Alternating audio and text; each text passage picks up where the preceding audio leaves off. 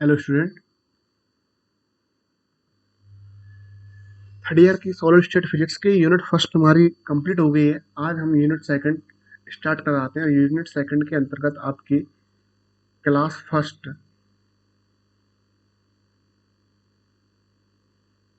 आपकी यूनिट जो सेकंड है उसका नाम है band theory of solid and semiconductors. Unit second के अंतर्गत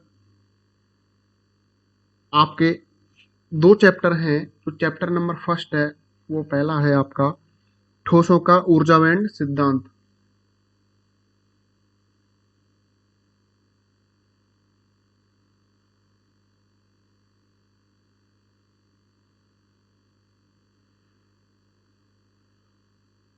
ठोसों का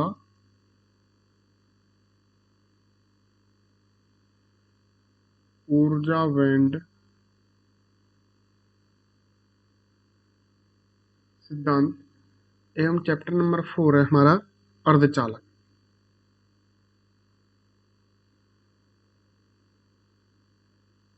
अर्थात चैप्टर नंबर 3 के अंतर्गत पढ़ेंगे हम energy band theory of solid, ठोसों का ऊर्जा बैंड सिद्धांत एवं चैप्टर नंबर 4 अर्धचालक।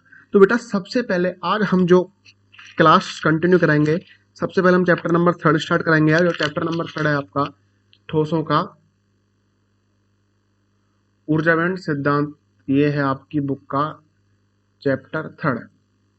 तो चैप्टर 3 के अंतर्गत सबसे पहले हम बेटा इसके इंट्रोडक्शन के बारे में पढ़ते हैं कि इस चैप्टर नंबर 3 के अंतर्गत हमको क्या पढ़ना है।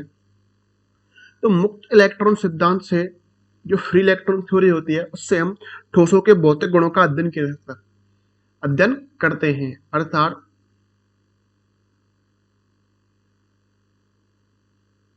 मुक्त इलेक्ट्रॉन सिद्धांत।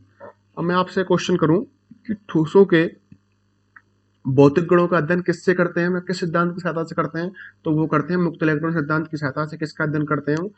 जो ठोस होते हैं उन ठोसों के भौतिक गुणों का अध्ययन, जिसके अनुसार परमाणु के सबसे बाहरी कक्षकों में उपस्थित इलेक्ट्रॉनों पर नाभिक का आकर्षण बल कम होने के कारण ये इलेक्ट्रॉन अल्प ऊर्जा ग्रहण कर आसानी से ठोस में मुक्त रूप से विचरण करने लगते हैं, अर्थात ठोस में मुक्त रूप से गति करने लगते हैं। जो मुक्त इलेक्ट्रॉन सिद्धांत होता है उसके अनुसार जो ठोसों के हम भौतिक गुणों की व्याख्या करते हैं। तो बेटा हमें क्या ज्ञात होता है कि ठोस परमाणु के सबसे बाहरी कक्षक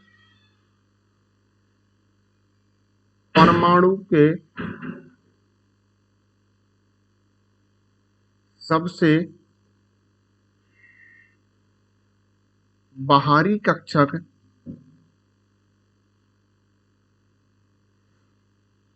बाहरी कक्षक क्या बोले हम, बाहरी कक्षकों में, और जो बाहरी कक्षक होते हैं उन्हें क्या कहते हैं बेटा? संयोजी कक्षक। में उपस्थित इलेक्ट्रॉन पर नाभिक का आकर्षण बल कम होता है। जैसे कि हमारा ये कोई ठोस है, ये कक्षा है, ये जो बाहरी कक्षक है यहाँ, ये हमारा नाभिक। इस बाहरी कक्षक पर, इस बाहरी कक्षा में जो नाभिक का जो आकर्षण बल होता है वो कैसा होता है बेटा? बहुत कम होता है, जिसके कारण जो बाहरी कक्षा में इलेक्ट्रॉन होते हैं वो अल्प ऊर्जा ग्रहण कर, क्योंकि ये आकर्षण बल कम लग रहा है तो यहाँ जो इलेक्ट्रॉन है इन पे हम अल्प थोड़ी सी भी ऊर्जा दे देंगे तो ये इलेक्ट्रॉन आसानी से क्या करते हैं? विचरण करने लगते हैं, अर्थात गति करने लग जाते हैं। क्योंकि इस पर जो आकर्षण, बाहरी कक्षा में जो आकर्षण बल होता है, जो रिपल्सिव अट्रैक्टिव जो फोर्स होता है उसका, अट्रैक्टिव फोर्स होता है उसकी वैल्यू क्या होती है? कम होती है। अट्रैक्शन जो फोर्स होता है, आकर्षण बल होता है, उसकी वैल्यू क्या कम होगी, जिससे हम इलेक्ट्रॉन को थोड़ी सी भी ऊर्जा देंगे तो ये इलेक्ट्रॉन स्वतंत्र रूप से बाहरी कक्षाओं में विचरण करता है या गति करता है। ये जो इलेक्ट्रॉन होते हैं, जो बाहरी कक्षा के जो इलेक्ट्रॉन होते हैं बेटा, ये जो बाहरी कक्षा के इलेक्ट्रॉन होते हैं हम इनको बोलते हैं शिथिलबद्ध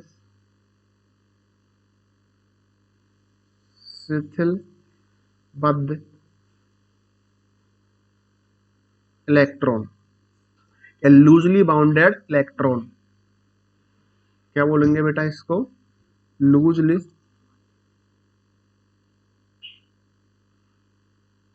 बाउंडेड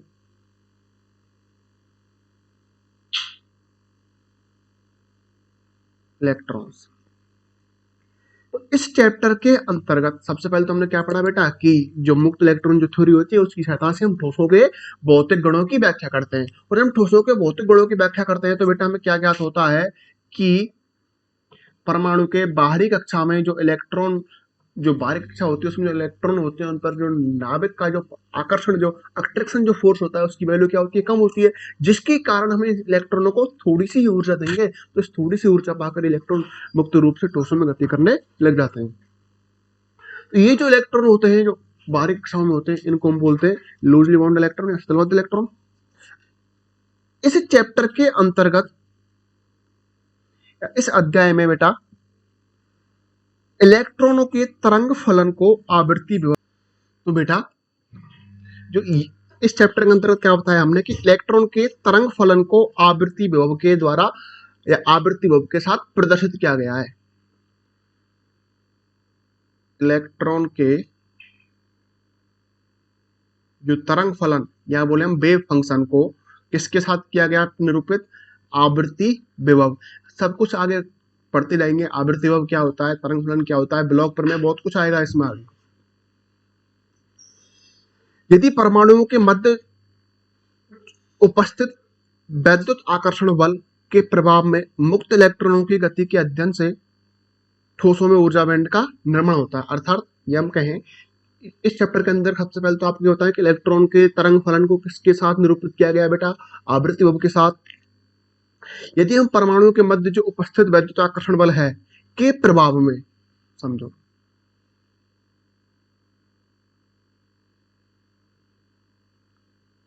परमाणुओं के मध्य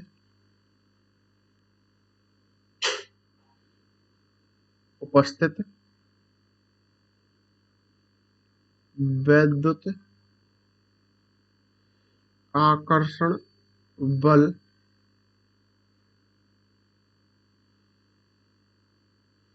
के प्रभाव में मुक्त इलेक्ट्रॉन की गति,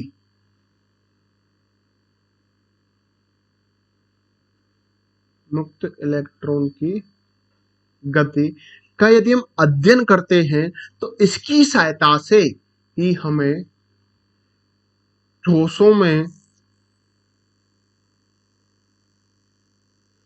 ऊर्जा बैंडों का निर्माण होता है। जो हमारे इस यूनिट का फर्स्ट चैप्टर जो पहला टॉपिक वही है वो ठोसों में ऊर्जा बैंड का निर्माण। तो बेटा ठोसों में ऊर्जा बैंड का निर्माण कब होता है कि हम परमाणुओं के मध्य उपस्थित वैद्युत आकर्षण बल के प्रभाव में किसका अध्ययन करते हैं, मुक्त इलेक्ट्रॉन की गति का।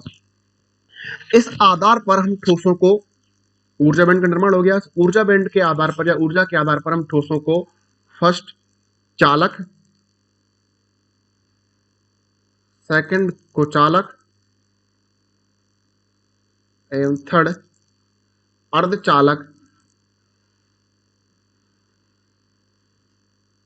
में विभाजित करते हैं। और जो सिद्धांत या बोले हम कि ठोसों में ऊर्जा बैंड का निर्माण हो गया, ऊर्जा बैंड के आधार पर हमने ठोसों को किसमें निरूपित किया, कुचालक, कुचालक, चालक, अर्धचालक या चालक, अचालक, अर्धचालक। यह सिद्धांत जिसके आधार पर इनको हमने विभाजित किया, यह सिद्धांत ठोसों का ऊर्जा सिद्धांत कहलाता है। ये जो सिद्धांत होता है क्या कहलाता है बेटा, ठोसों का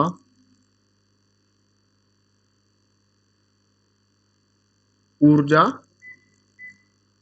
सिद्धांत। अब हम क्या किया बेटा कि हमने इस चैप्टर सबसे पहले क्या बताया कि चैप्टर यूनिट 4 के अंतर्गत दो चैप्टर, चैप्टर नंबर फर्स्ट ठोसों का ऊर्जा बैंड सिद्धांत, सेकंड अर्धचालक। सबसे पहले हम ठोसों का ऊर्जा बैंड सिद्धांत कंप्लीट करेंगे। तो बेटा इसमें क्या होता है कि जो ठोसों की जो भौतिक गुणों की व्याख्या होती है वो किसके आधार पर होती है, मुक्त इलेक्ट्रॉन सिद्धांत के आधार पर। इसके अनुसार हमें क्या निष्कर्ष निकलता है कि परमाणु की सबसे बाहरी कक्षा या संयोजी कक्षाओं में जो इलेक्ट्रॉन होते हैं उन पर जो नाभिक का जो आकर्षण वाला अट्रैक्शन जो फोर्स होता है वो क्या होता है, बहुत कम होता है। इसलिए ये इलेक्ट्रॉन थोड़ी सी ही ऊर्जा पाकर नाभिक की बाहरी कक्षाओं में या ठोसों की बाहरी कक्षाओं में स्वतंत्र गति करते हैं। इन इलेक्ट्रॉनों को हम सतलबद्ध इलेक्ट्रॉन या लूजली बाउंड इलेक्ट्रॉन कहते हैं। इलेक्ट्रॉन, इस चैप्टर के अंतर्गत इलेक्ट्रॉन के जो तरंग फलन, जो वेव फंक्शन है, उसको हम आवृत्ति विभव के द्वारा, आवृत्ति विभव के साथ निरूपित किया गया है। किसके साथ निरूपित किया गया है?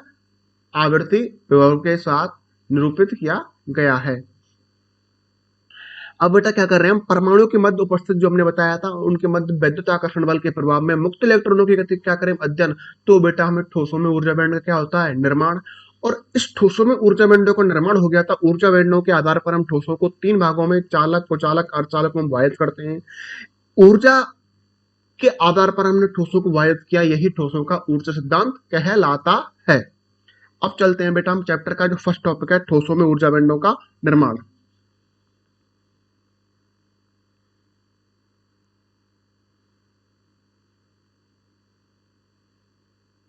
ठोसों में ऊर्जा बैंडों का निर्माण।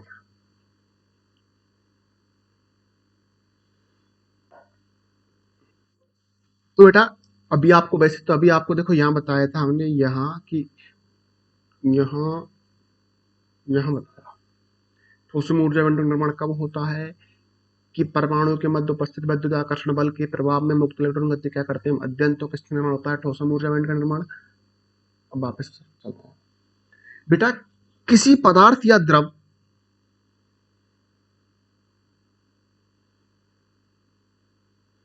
किसी पदार्थ या क्या बोले हम, द्रव, द्रव्य की जो मूलभूत इकाई होती है वो क्या होती है बेटा, परमाणु होती है।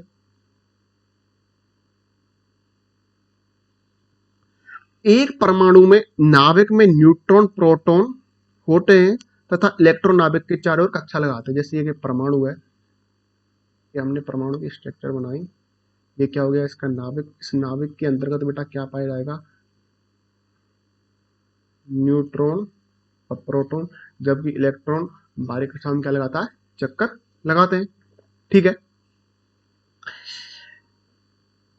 परमाणु में इलेक्ट्रॉनों की संख्या नाभिक में प्रोटॉनों की संख्या के बराबर होती है। ये भी वैसे आपको मैंने न्यूक्लियर फिजिक्स के अंतर्गत 4th यूनिट में कंप्लीट कराया था। परमाणु के अंतर्गत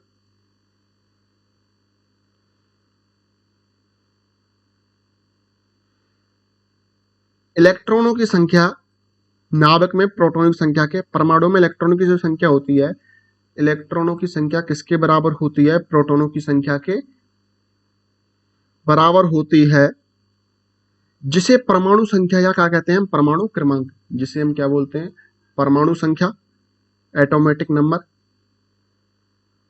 एटॉमिक नंबर इसे निरूपित करते हैं हम जेड से, या परमाणु क्रमांक। विभिन्न कक्षाओं में इलेक्ट्रॉनों का जो वितरण होता है वो बेटा, जो कक्षा होती है उनके अंतर्गत इलेक्ट्रॉनों का वितरण बेटा किसके आधार पर होता है, पाउली के अपवर्जन सिद्धांत या हुंड के नियम के अनुसार होता है। कैसे होता है बेटा, आपने केमिस्ट्री के अंतर्गत पढ़ा होगा, पाउली के अपवर्जन का सिद्धांत और हुंड का बहुलकता का नियम, कि इलेक्ट्रॉन पहले कम से कम ऊर्जा स्तर, फिर उच्च ऊर्जा स्तर। जैसे ये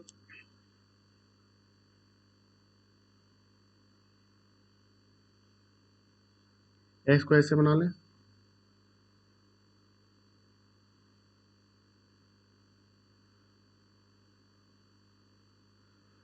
तो जो इलेक्ट्रॉन है सबसे पहले कहां भरा हुआ आएगा, कम ऊर्जा स्तर में। इसकी ऊर्जा कम है तो हमने माना इसमें भर दिया, इसकी ऊर्जा कम है तो क्या भर दिया, इसमें। फिर उच्च ऊर्जा स्तर में, उसके बाद इससे ज्यादा इसकी हो गई, उसके बाद फिर उससे ज्यादा उसकी हो गई। तो अर्थात विभिन्न कक्षाओं में जो इलेक्ट्रॉनों का वितरण होता है बेटा पाउली के अपवर्जन सिद्धांत एवं हुंड के नियम से होता है। इसके अनुसार क्या होता है कि सबसे पहले कम ऊर्जा स्तर, फिर उच्च ऊर्जा स्तर। इस प्रकार सबसे बाहरी कक्षा में जो उपस्थित इलेक्ट्रॉन को संयोजी इलेक्ट्रॉन कहते हैं, क्योंकि जो लास्ट में बचेगा उसके लिए उस पर अट्रैक्शन फोर्स क्या होता है, कम होता है। जो बाहरी कक्षा में जो उपस्थित इलेक्ट्रॉन होता है उसे बोलते हैं हम संयोजी इलेक्ट्रॉन। तथा इससे संबंधित ऊर्जा स्तर, संयोजी इलेक्ट्रॉन से संबंधित ऊर्जा स्तर कहलाता है हमारा संयोजकता ऊर्जा स्तर। संयोजकता ऊर्जा स्तर या संयोजी ऊर्जा स्तर। इन संयोजी इलेक्ट्रॉनों पर नाभिक का आकर्षण बल कम होने के कारण इन्हें हम शिथिलबद्ध इलेक्ट्रॉन या लूजली बाउंड इलेक्ट्रॉन कहते हैं। ये जो संयोजी इलेक्ट्रॉन होते हैं, इन पर जो नाभिक होता है, इसका अट्रैक्शन जो फोर्स होता है वो कैसा होता है, कम। कम होने के कारण इन संयोजी इलेक्ट्रॉनों को हम शिथिलबद्ध इलेक्ट्रॉन या लूजली बाउंड इलेक्ट्रॉन कहते हैं। अन्य इलेक्ट्रॉन अंत कक्षाओं में, ये तो बाहरी कक्षा हो गई, यह इलेक्ट्रॉन, अन्य जो इलेक्ट्रॉन यहाँ या इस कक्षा में, जो अन्य जो इलेक्ट्रॉन होता है उन्हें बोल रहे हैं हम अंत कक्षा या अन्य कक्षा या आंतरिक कक्षा।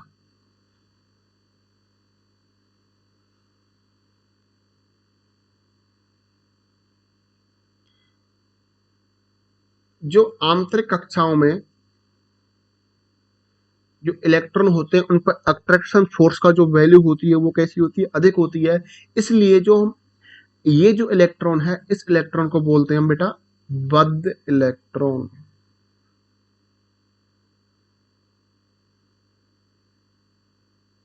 समझे? बद्ध इलेक्ट्रॉन क्या होगा, जिस पर अट्रैक्शन फोर्स का मान वैल्यू कैसी है, ज्यादा। लूजली बॉन्ड या शिथिलबद्ध इलेक्ट्रॉन क्या होगा, जिस पर अट्रैक्शन फोर्स की वैल्यू क्या है, कम। हम एक एग्जांपल लेते हैं बेटा।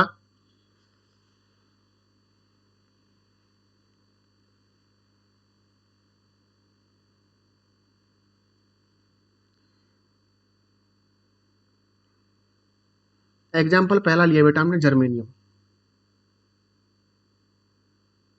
आप सभी जानते हो जर्मेनियम का जो परमाणु क्रमांक होता है 32 होता है। हम जर्मेनियम के इलेक्ट्रॉनिक विन्यास की बात करें तो बेटा क्या बनेगा, 1s2, पेन की साइज थोड़ी कम करते,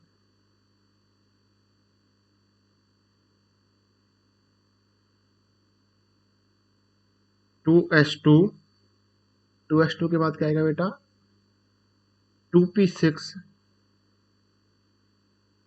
3s2, 3p6, 3d10,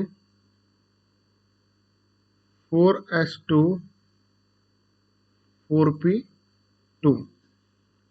और एक एग्जांपल लेते हैं बेटा सिलिकॉन।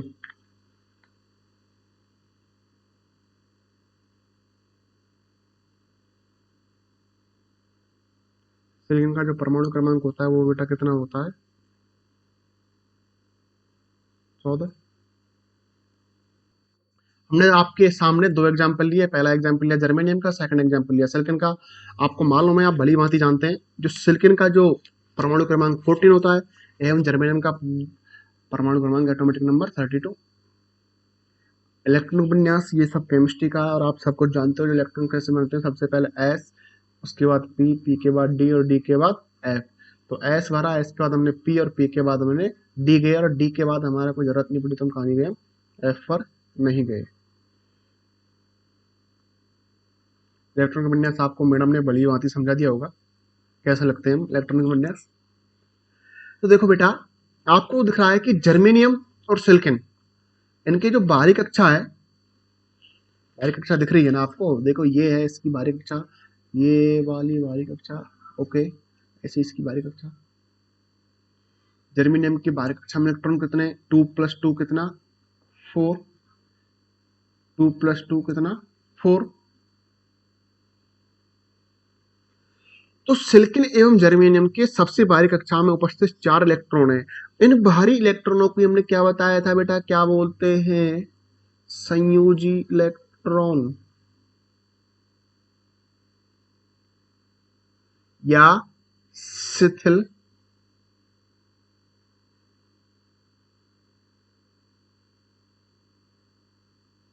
बद्ध इलेक्ट्रॉन।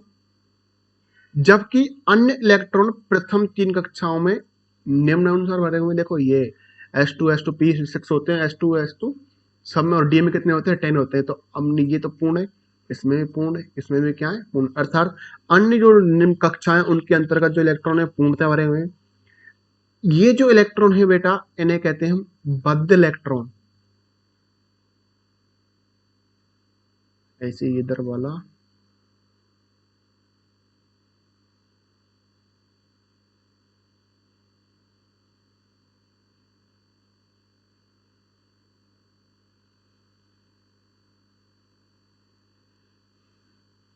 संयोजी इलेक्ट्रॉन कितने हैं, 4। अतः इसकी संयोजी इलेक्ट्रॉन 4 के कारण जर्मेनियम एवं सिलिकॉन की संयोजकता कितनी आएगी।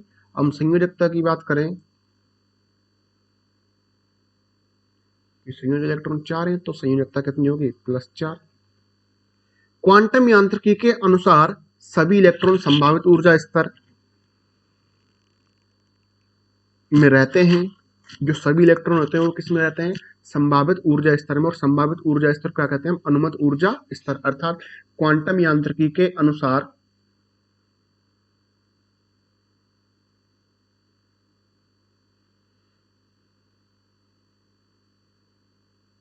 क्या होता है, सभी इलेक्ट्रॉन कहाँ रहते हैं,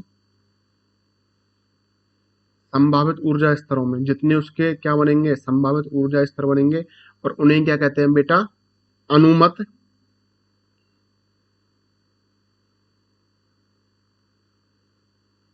ऊर्जा स्तर, या बोले अलाउड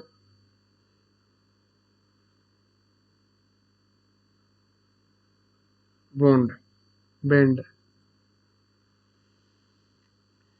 अब बेटा जर्मेनियम के लिए संभावित ऊर्जा स्तर का एक आरेख बनाते हैं, वो इस प्रकार जर्मेनियम सिलिकॉन दोनों के लिए सेम बनेगा, क्योंकि दोनों के जो बाहरी कक्षा में इलेक्ट्रॉन कितने 4, दोनों की संयोजकता कितनी 4, और संयोजी इलेक्ट्रॉन कितने 4 4। तो बेटा देखो ये बना लेते हैं हम।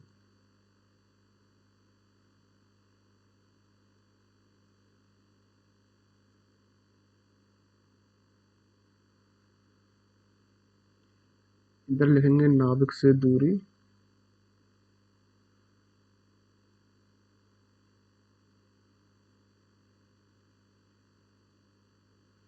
इधर लिखेंगे ऊर्जा, इसका जो वक्र बनेगा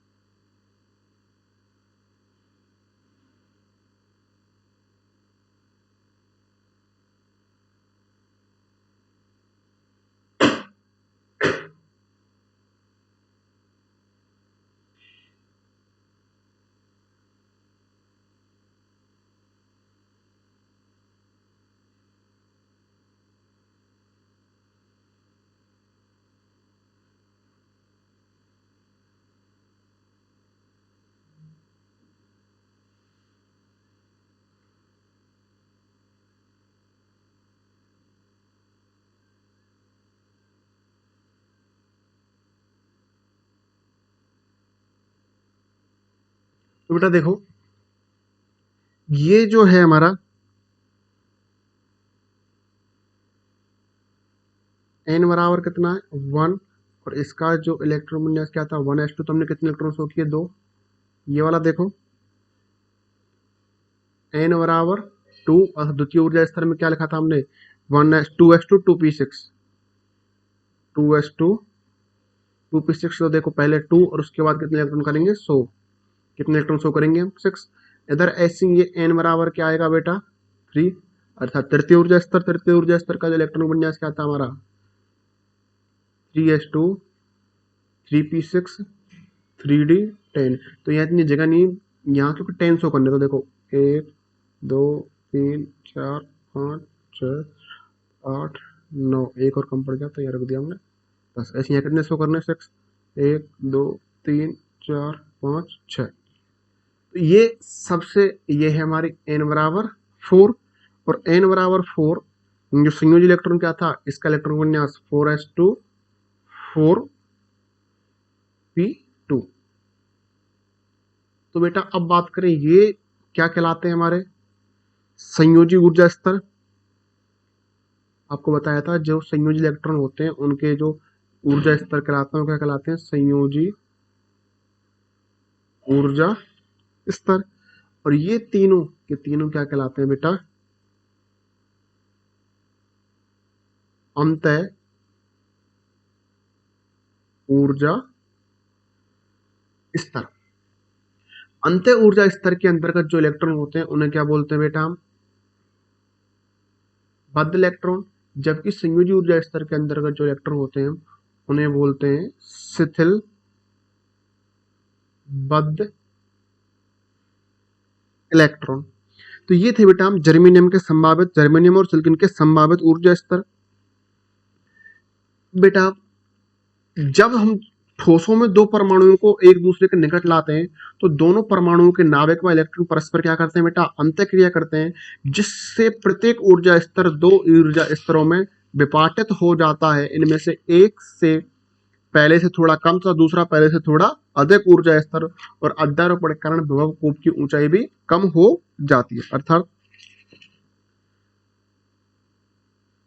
कि जब किसी ठोस के दो परमाणुओं को निकट लाया जाता है, हम क्या बोल रहे हैं, कोई हमारा ठोस है, ब्लैक पेन लेते हैं, जब किसी ठोस के एक ही ठोस के हम दो परमाणुओं को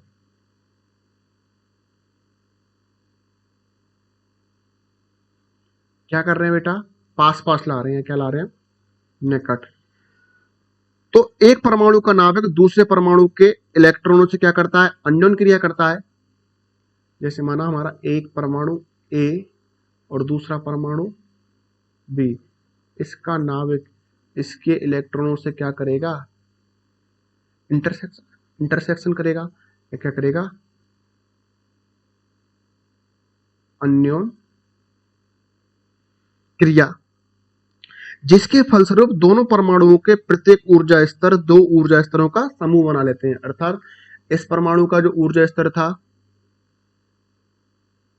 वो भी कितने भागों में दो भागों में विभाजित, इस परमाणु का ऊर्जा स्तर भी दो भागों में क्या हो जाता है विभाजित हो जाता है, जिनमें से एक ऊर्जा स्तर की ऊर्जा पूर्व अवमान के ऊर्जा स्तर से कम, अर्थात जैसे कि हमारा ये परमाणु था इसकी जो ऊर्जा स्तर की ऊर्जा थी हमारी, तो इसकी ऊर्जा स्तर की तो ज्यादा होगी, किसी एक की इसकी तो ज्यादा हो जाएगी, इसकी क्या होगी कम। ऐसे ही यदि इसकी हमने ज्यादा मान ली तो इसकी क्या होगी कम होती है। साथ के साथ अध्यारोपण से दोनों परमाणुओं के विभव कूप की उभयनिष्ठ दीवारों की ऊंचाई क्या हो जाती है कम हो जाती है। परमाणु के संयोजकता स्तर परस्पर उभयनिष्ठ होने के कारण संयोजी इलेक्ट्रॉनों का क्या होता है आदान प्रदान होता है। समझो हम डायग्राम समझाते हैं।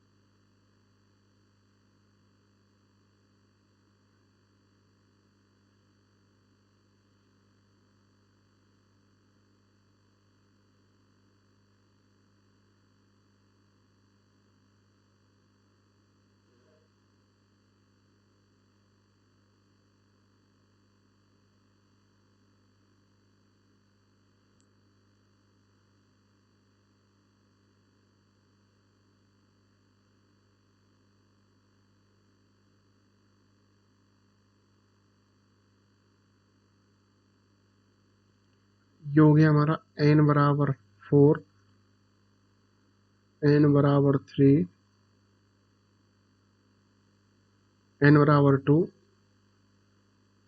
एक परमाणु का नाभिक, ऐसे ही दूसरे का नाभिक, और क्या है हमारा इलेक्ट्रॉन। तो हमने बोला कि आपस में दोनों क्या करेंगे, अध्यारोपण करेंगे, और अध्यारोपण के फलस्वरूप उभयनिष्ठ दीवार की ऊंचाई क्या हो जाती है, कम। ये जो उभयनिष्ठ था, देखो ये, अब ये यहाँ 3 वाला भी था ना, वो कहाँ चलेगा ऊपर, तो इस दीवार के ऐसे ये हमारा उभयनिष्ठ दीवार यहाँ तक थी, क्योंकि 3 दोनों में समान था। लेकिन ये क्या हो गई, कम। कितनी कम हो गई, इतनी कम हो गई। और संयोजी इलेक्ट्रॉन का परस्पर क्या होता है, आदान प्रदान, ये इलेक्ट्रॉन इधर, ये इलेक्ट्रॉन इधर।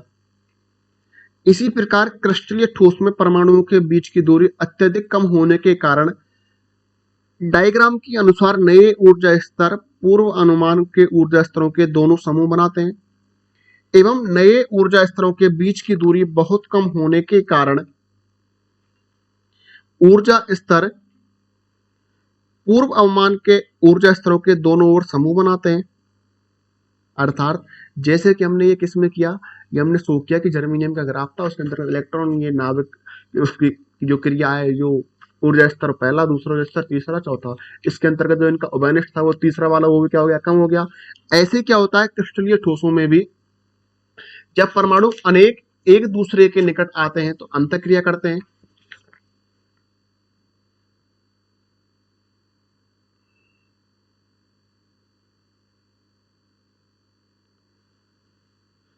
ऐसे क्या होता है बेटा क्रिस्टलीय ठोसों में। इस प्रकार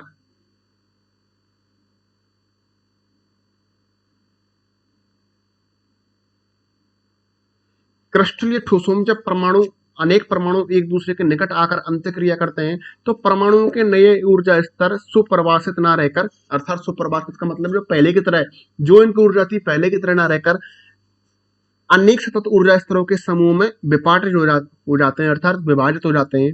इस प्रकार से परमाणुओं के मध्य अन्योन क्रिया के कारण ऊर्जा स्तरों के सतत समूहों को ऊर्जा बैंड कहते हैं। अर्थात जो ऊर्जा बैंड था वो कहां बना, जैसे अभी हमने दिखाया, देखो ये फर्स्ट सेकंड थर्ड, ये डायग्राम देखो, ये फर्स्ट सेकंड थर्ड, ये इसका यहाँ भी, ये यहाँ, ये तीनों के तीनों कैसे हैं, तब अंत क्रिया होती है इनके मध्य, अंत ऊर्जा स्तर। तो अब क्या होता है, जब ये परमाणु को निकट लाते हैं तो इनके अंत ऊर्जा स्तर वाला तीसरा इलेक्ट्रॉन की उभयनिष्ठ ऊंचाई, चौड़ाई क्या हो जाती है, कम हो जाती है। ऐसी ये प्रक्रिया कहाँ होती है, क्रिस्टलीय ठोसों में, जब परमाणुओं को एक दूसरे के निकट लाकर अंतःक्रिया करते हैं तो परमाणुओं के नए ऊर्जा स्तर, तो क्या होगा,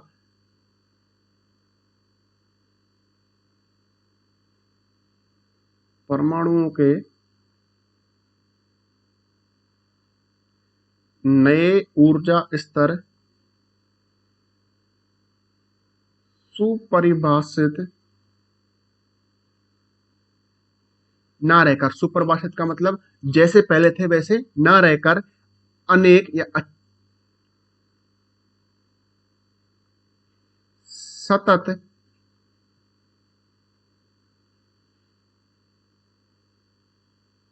ऊर्जा स्तरों में या ऊर्जा स्तरों के समूहों में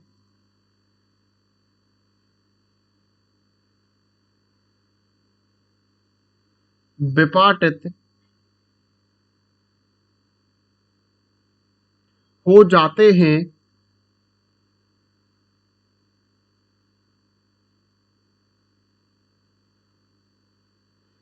इस प्रकार से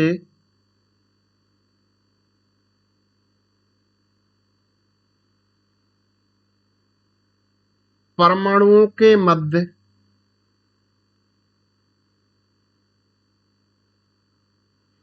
अन्योन क्रिया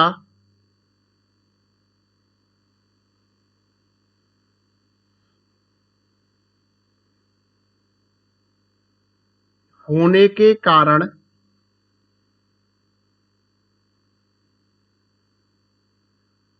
ऊर्जा स्तरों के सतत समूह को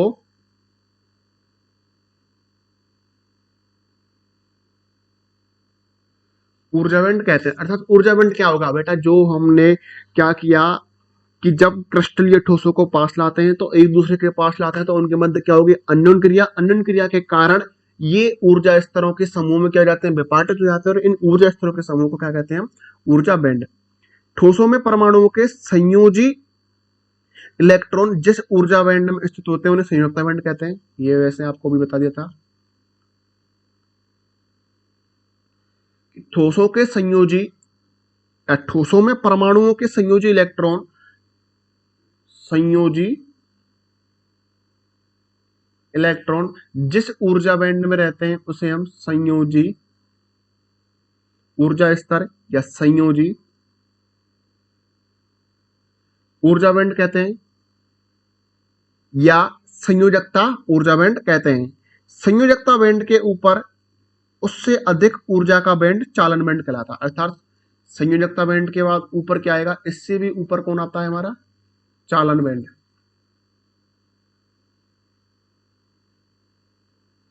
जो अधिकांशतः कैसा रहता है, रिक्त। चालन बैंड अधिकांशतः कैसा रहता है बेटा,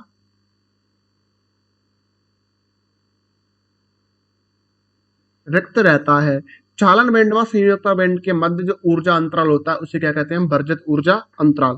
तो बेटा वर्जित ऊर्जा अंतराल की क्या परिभाषा लिखेगी, वर्जित ऊर्जा अंतराल।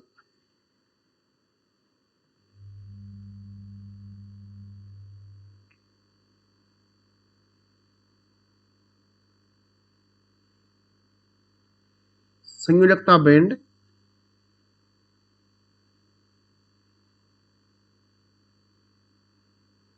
व चालन बैंड के मध्य का अंतराल ही क्या कहलाता है बेटा, वर्जित ऊर्जा अंतराल। हम एग्जाम्पल से समझाते हैं आपको।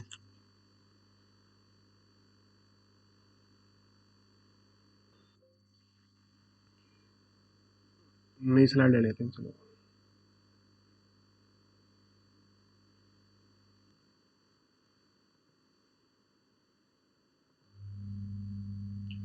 देखो ये होगा हमारा चालन बैंड। सबसे ऊपर क्या बताया मैंने आपको, चालन बैंड।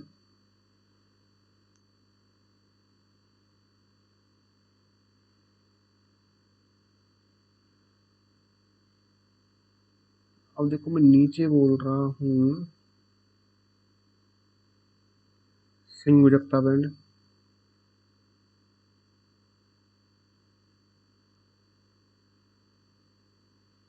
इन दोनों के मध्य जो अंतराल होता है वही बेटा क्या कहलाता है हमारा, वर्जित ऊर्जा अंतराल। और इसको निरूपित करते हैं डेल्टा ई जी से। ये होगा हमारा वर्जित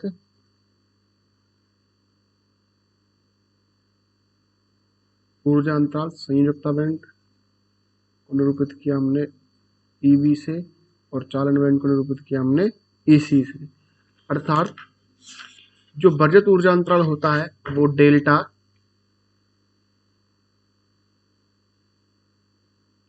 ईजी किसके बराबर रहता है, ईसी माइनस ईबी, क्योंकि अधिक किसकी है, चालन बैंड की संयोजकता, उसके बाद ऊर्जा किसकी, चालन बैंड की ऊर्जा ज्यादा है, उसके बाद संयोजकता बैंड की। तो संयोजकता बैंड व चालन बैंड के मध्य जो अंतराल होता है वो क्या कहलाता है हमारा, वर्जित ऊर्जा अंतराल। या ईसी क्या कहलाया बेटा आपकी, चालन बैंड की निम्नतम ऊर्जा, व ईबी क्या है, संयोजकता बैंड की उच्चतम। क्योंकि निम्नतम क्यों बोला, ईसी लिख रहे हैं यहाँ पे, चालन बैंड की निम्नतम ऊर्जा स्तर, ईबी संयोजकता बैंड की या बैंड का उच्चतम ऊर्जा स्तर। समझो ये निम्न उच्चतम क्यों बोला, क्योंकि देखो यहाँ और इसका क्या हो गया, इन इन दोनों का अंतर ही तो क्या होगा हमारा वर्जित ऊर्जा अंतराल, इसलिए ईसी बोला हमने चालन बैंड की निम्नतम ऊर्जा स्तर, ई भी क्या होगा हमारा संयुक्त बैंड की उच्चतम ऊर्जा स्तर।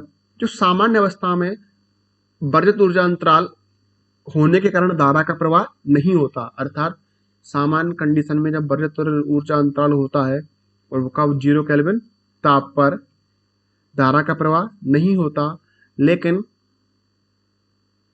अन्य किसी तापमान पर कुछ इलेक्ट्रॉन जो कि संयुक्त ऊर्जा स्तर में होते हैं ऊर्जा पाकर संयोजी बैंड से चालन बैंड में चले जाते हैं। देखो 0 केल्विन ताप पर तो वर्जित ऊर्जा अंतराल के अंतर्गत धारा का प्रवाह नहीं होता, या बोले हम सामान्य अवस्था में धारा का प्रवाह नहीं होता, लेकिन अन्य किसी तापमान पर, विशिष्ट तापमान पर 0 केल्विन को छोड़कर कुछ इलेक्ट्रॉन जो कहाँ रहते हैं संयोजी बैंड में, वो संयोजी बैंड से वर्जित ऊर्जा अंतराल को पार करके कहाँ चले जाते हैं चालन बैंड में, और धारा का प्रवाह होता है, लेकिन वो कैसा होता है अल्प।